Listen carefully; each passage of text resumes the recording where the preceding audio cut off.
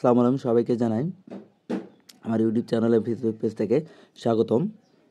আজকে একটি গুরুত্বপূর্ণ সাজেশন এইচএসসি আইসিটি 2025 ব্যাচ সকল বোর্ডের জন্য প্রোগ্রামিং ভাষা ক এবং খ।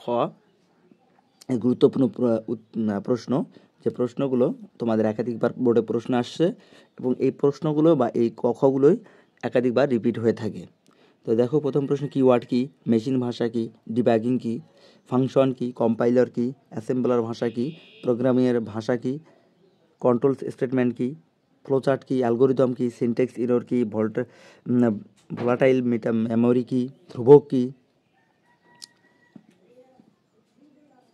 অ্যারে কি, চালক কি, সুডোকোড কি, হেডার ফাইল কি, 4GL কি, অনুবাদক বা কম্পাইলার। এই প্রশ্নগুলো তোমাদের একাধিকবার এসে থাকে, অর্থাৎ এই কগুলো অবশ্যই পড়বে।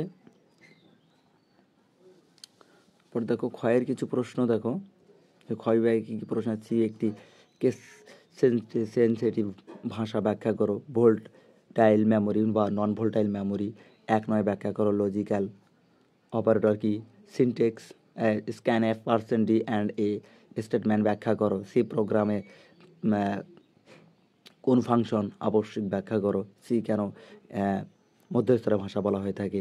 I++ এবং ++i ব্যাখ্যা করো, বা এরা একই নয় কেন ব্যাখ্যা করো, এরকম প্রশ্ন। ইন্ট মার্ক 3-4 ব্যাখ্যা করো। কম্পাইলারের চেয়ে ইন্টারপ্রেটার বেশি সুবিধাজনক।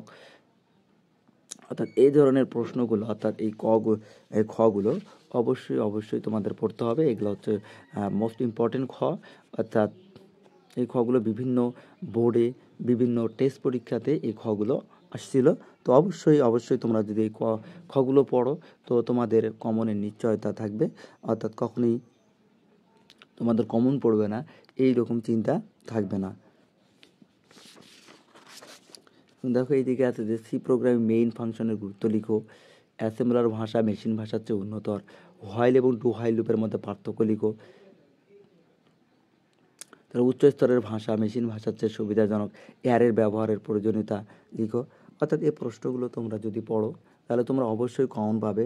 অর্থাৎ এখন থেকেই পড়ো।